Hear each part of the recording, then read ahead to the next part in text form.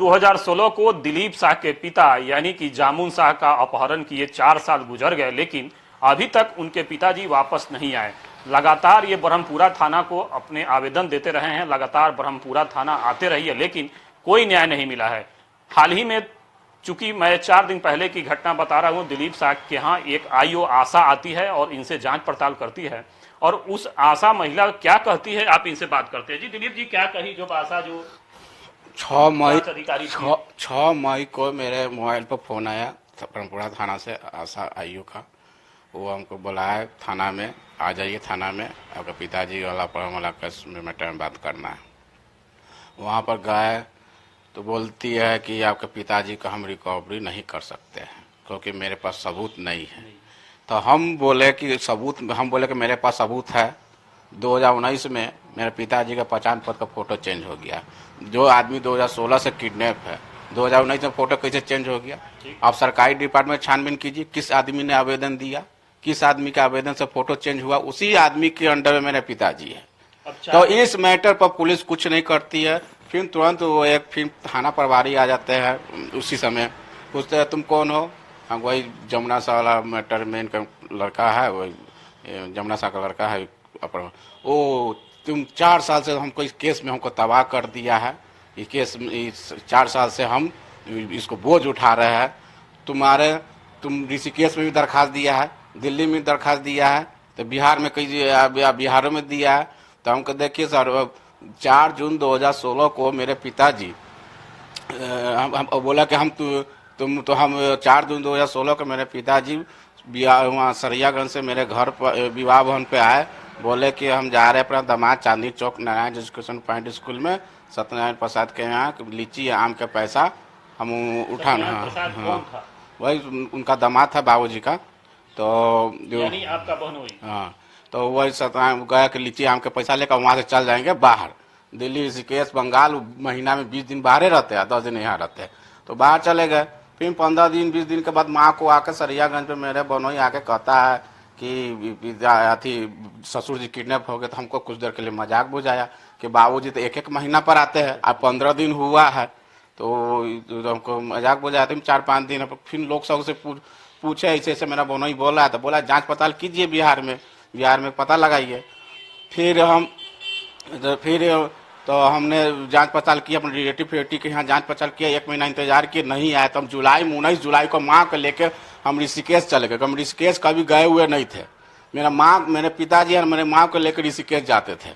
तो हमको दिल्ली और बंगाल तो हम देखे हुए थे, पर ऋषिकेश दिल्ली बंगाल पानीपत देखे, तो ऋषिकेश नहीं देखे। तो माँ को लेकर गए वहाँ से आदमी से संपर्क करने को। तो माँ वहाँ पर उनको ले गए। तो वहाँ के आदमी से समझे, तो वहाँ पता चला कि वहाँ का आदमी बोला कबीर आश्रम के महात्मा के यहाँ उठना बैठना करते हैं। 2 दिन हम ऋषिकेश में जांच किए। तब फिर उसके बाद बोला कि कबीर आश्रम के महात्मा के पास गए पूछताछ करने के। तो वो हमको सही से जवाब नहीं दिया, टेढ़िया के जवाब दिया। तो हमको शक हुआ कि यही आदमी कहीं किडनैप करके रख दिया है। हमको गलत सही से जवाब नहीं दे। जिसका पिताजी किडनैप है तो अच्छे ढंग से उसको बात करना चाहिए, वो गलत तरीका से बात किया। तो हमको उस पर शक डिफेक्ट हुआ कि नहीं इसी का हाथ है। तो हम थाना में आवेदन दिए। फिर पुलिस ने कबीर आश्रम महात्मा को बुलाया, राजेंद्र दास को। तो वहाँ का बहुत बाहुबली आदमी है कबीर आश्रम का महात्मा। तो वो उसको बुलाया, पुलिस बुलाया। तो पूछताछ किया तो बोला कि राजेंद्र दास से, उसका प्रदीप दास का चेला था। तो जो हाँ बाबू वही जमीन किनवाया था ऋषिकेश का राजेंद्र दास। तो वो बोला कि कितने प्रॉपर्टी का मामला था दिलीप जी? एक मिनट सुन लीजिए ना। फिर वहाँ तो फिर उसके बाद ऋषिकेश पुलिस को बताया कि 20 जून को कबीर आश्रम में भंडारा था और जमुना शाह नाती को पैसा देने के लिए चला गया दिल्ली। तो हम जुलाई महीना में हम गए थे छानबीन करते। फिर दिल्ली से हम जल्दी से दिल्ली पहुंचे। भांजा 7 जुलाई को बहुत दिल्ली में आया हुआ था। वही हमको ऋषिकेश के आदमी का एड्रेस और पता दिया था। तो माँ को उतना सूझबूझ नहीं था कि हम किस आशा से हमको ले जाएगी। तो उससे भी हम आइडिया ले लिए थे। तो वो मेरे पिताजी के साथ ऋषिकेश गया हुआ था, वहाँ के आदमी से वो संपर्क किए हुए था। तो मैं भांजाई जब जुलाई महीना में फोन करके दिल्ली ऋषिकेश सब जगह फोन करे थे, तब दिल्ली में मैं अपना रेंटर से बातचीत किए चंद्रशेखर से। तो रेंटर बोला कि आपका भांजा आया हुआ, तब भांजा से बात किए तो दिल्ली का एड्रेस ऋषिकेश का एड्रेस बताया। और फिर माँ को लेके गए कि वहाँ के आदमी को चिंती थी। तो भांजा फिर वहाँ ऋषिकेश से जब पता चला कि बाबूजी 20 जून को दिल्ली आए थे, तो भांजा से पूछा तो भांजा बोला कि हम दिल्ली कभी आए ही नहीं है। 2016 में दिल्ली तो में लात नहीं धरे है, और हम 2016 में दिल्ली में लात नहीं धरे है, हम 7 जुलाई को दिल्ली आए।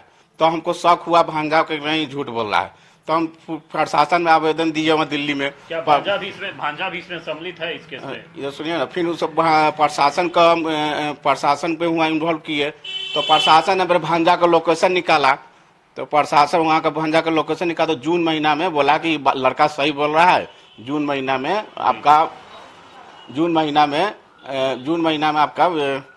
आपका भांजा नहीं आया हुआ था। ऋषिकेश पुलिस वहाँ का जो राजेंद्र दास जो बयान दिया ऋषिकेश में थाना में, गलत बयान दिया है।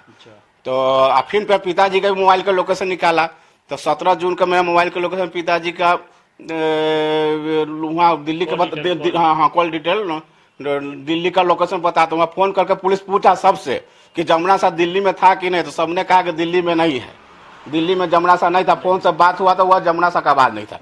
तो उस दिल्ली पुलिस बोला कि 4 जून को आपके पिताजी घर से निकले, 4 जून को आपके पिताजी घर से निकले, तो घर से ही आपको किडनैप कर लिया। घर से बाहर निकलते ही पिताजी को आपका किडनैप कर लिया, और अब मोबाइल कैप्चर करके वही क्रिमिनल आपका मोबाइल लेकर दिल्ली ऋषिकेश और सब जगह घूमता था। दिल्ली ऋषिकेश बंगाल जो भी है कहीं सब जगह घूमता था आपका। और जब इतना बात समझ, और यहाँ के बनपुरा थाना प्रभारी कहता है कि हम लिख के दे देंगे कि दिल्ली से किडनैप हुआ। वहाँ दिल्ली पुलिस सब कॉल डिटेल निकाल कर सब जांच करके हमको यहाँ बिहार भेजा कि तुम्हारे पिताजी बिहार में किडनैप हुए। और वो कहता है कि हम दिल्ली, थाना प्रभारी कहता है कि हम दिल्ली लिख देंगे झूठ मूठ के, बिना प्रूफ के, बिना सबूत के। और हमसे सबूत भी मांग रहा था, हम सबूत भी दे रहे हैं कि 2019 में पिताजी का पहचान पत्र का फोटो चेंज किया गया। अपना डिपार्टमेंट में चेंज कीजिए, कैसे क्या है आप ना जांच कीजिए कि हम जांच कीजिए। हमको पावर थोड़ी ना दिया। क्या लगता है ब्रह्मपुरा पुलिस आपके साथ जिस तरह से कर रही है, लगातार जांच कर रही है, आ रही है, क्या लगता है इसको न्याय आपको मिल रही है? पुलिस जब पहचान पत्र के बात करती है तो कहता है कि हम पहचान पत्र वाला पिताजी का फोटो चेंज किया था, यहाँ से थाना से लेके और राष्ट्रपति तक दिए हुए हैं। और थाना वाला को पहचान पत्र वाला का मैटर नॉलेज है, हम थाना से लेके स्पीड पोस्ट के माध्यम से राष्ट्रपति तक दे दिए कागजात। और यहाँ का पुलिस कहती राज्यपाल, मुख्यमंत्री, गृह मंत्री, उपराष्ट्रपति, प्रधानमंत्री, मुख्यमंत्री, राज्यपाल, गृह विभाग, प्रधान विभाग, सचिव विभाग। दिलीप जी 6 तारीख के कोई आईओ आपके यहाँ आती है? 6 तारीख ब्रह्मपुरा पुलिस का कोई आईओ आता है क्या? नहीं, आईओ तो कहती पहचान पत्र का मैटर को जानकारी नहीं है, ऐसा आईओ है। आईओ तो मेरे केस में जो केस में जो पहचान पत्र का जो मेन सबूत है, उस सबूत के बारे में उसको जानकारी नहीं है, तो मेरे पिताजी के केस के बारे में जांच कैसे पता चलेगा? तो इस हिसाब से प्रशासन को थाना के मालूम है, जो इस चीज को हम राष्ट्रपति तक खबर दिए हुए हैं। क्या लगता है आपको? इस न्याय की आस में आप दर की ठोकर खा रहे हैं, न्याय की आस में आप लगातार चैनल के माध्यम से आप आवाज उठा रहे हैं, क्या लगता है कि आपको न्याय मिलेगी? इस तरह प्रशासन एक्टिव है ये नहीं, थाना वाले एक्टिव नहीं है, आयोग की जानकारी नहीं है। सबूत मेरे पास है, सबूत हमसे मांग रहा है, सारा सबूत यहाँ से लेकर राष्ट्रपति तक दिए हुए, प्रधानमंत्री तक दिए हुए, गृह मंत्री तक दिए हुए, मुख्यमंत्री तक दिए हुए, राज्यपाल तक दिए हुए, निर्वाचन आयोग में दिए हुए, हर जगह दिए हुए। आप फिर भी कह रहा है कि हमको सबूत दीजिए। लॉकडाउन में जिस तरह से प्रशासन पूरी तरह से एक्टिव दिख रही है, लगातार प्रशासन हर केस को में लगी हुई है, लगातार प्रशासन, तो क्या लगता है इस लॉकडाउन में आपको उम्मीद जगी है कि हाँ हर प्रशासन अपना टेबल पर ही कार्रवाई कर रहे हैं, तो क्या लगता है कि आपके इस में कार्रवाई होगी? आपके केस में उम्मीद लगता है आपको? अब थाना प्रभारी कर रहा है, लिख के दे देंगे दिल्ली में किडनैप हुआ। दिल्ली पुलिस जांच करके सारा रिपोर्ट बता दिया कि नहीं, सारा कॉल डिटेल से पूरा निकाल के दे दिया। तो बिहार पुलिस क्या सबूत है? वहाँ तो पुलिस सबूत लिख के जांच करके भेजा है हमको, बिहार उस सबूत के साथ भेज रहा है। यहाँ बिहार पुलिस क्या सबूत दे रहा है? यहाँ क्या जांच किया? यहाँ पहचान पत्र कोई दिल्ली से बदली हुआ है, कोई ऋषिकेश से बदली हुआ है, कोई बंगाल से बदली हुआ है, बदली बिहार से हुआ है, मुजफ्फरपुर जिला से हुआ है। तो यहाँ का पुलिस ने जांच करेगी ना इस केस के बारे में। यानी कि आपको कहा जाए कि पूरी तरह से प्रशासन कोई एक्टिव नहीं रह रही है, लगातार प्रशासन आपके पास आ रही है, खाना पूर्ति करती है, जांच पड़ताल करती है, चली जाती है, कोई कुछ कार्रवाई नहीं होती है। तो क्या लगता है कि आप जब प्रशासन के पास चूंकि तुरंत आप ब्रह्मपुरा थाना में भी गए थे, थाना 6 मई को 6 मई को, हुआ था, तो क्या 6 लगता है 6 मई को गए तो क्या कहा? 6 मई के बाद से प्रशासन कहता है, थाना प्रभारी कह रहे थे कि भाई हम कानूनी प्रक्रिया से जो होगा से करेंगे। अब कानूनी प्रक्रिया तो 4 साल से हो रहा है, और सबूत रहते हुए भी कोई काम नहीं हो रहा है। पहले सबूत कर रहा था, अब सबूत भी ला के दे दिए 2019 में। तो आप हमारे चैनल के माध्यम से आप क्या जानकारी देना चाहते हैं? आप चैनल चूंकि लगातार हमारा चैनल आपके साथ खरा उतरता है, लगातार चैनल आपको हर चीज को, हर खबर को आपको दिखाते रहा है, तो क्या लगता है आपको इस चैनल के माध्यम से आप क्या बताना चाहते हैं कि आप अभी चैनल के माध्यम से यही बताना चाह रहे हैं कि हम न्याय कोई तरह कार्रवाई नहीं हो रही है। प्रशासन की लापरवाही है। हाँ, लापरवाही है, कोई एक्टिव नहीं कोई है। एक्टिव नहीं है, प्रशासन की लापरवाही है। लगातार आप आवाज उठा रहे हैं, प्रशासन को आप जागरूक करने की कोशिश कर रहे हैं कि प्रशासन आप, तो निश्चित रूप से आप देख सकते हैं कि हमारे साथ दिलीप जी थे। दिलीप जी लगातार कह रहे थे कि हम प्रशासन को लगातार आवेदन देते रहे हैं, लगातार प्रशासन से हम आग्रह करते रहे हैं, लेकिन प्रशासन सिर्फ खाना पूर्ति करती है, आती है, जांच पड़ताल करती है, लेकिन कार्रवाई कुछ नहीं होती है। तो आप निश्चित कह सकते हैं कि हम दिलीप जी और कुछ कहने वाले हैं। जी दिलीप जी, क्या कहेंगे आप अभी इस केस के मामले में? आईओ कह रहे थे कि हमको सिटी न्यूज वाले एसपी से, सिटी न्यूज के एसपी सिटी एसपी साहब हमको भेजे है इस पर बयान नोट करके लाने के लिए। तो सारा चीज बताओ क्या क्या बयान है, तो सिटी एसपी को साहब को लिख के देना है। बस यही बात बोली है। थाना प्रभारी भी यही बात बोले है कि सिटी एसपी को देना है, जांच पड़ताल कर रिपोर्ट लिख कर देना है। बस यही हुआ है।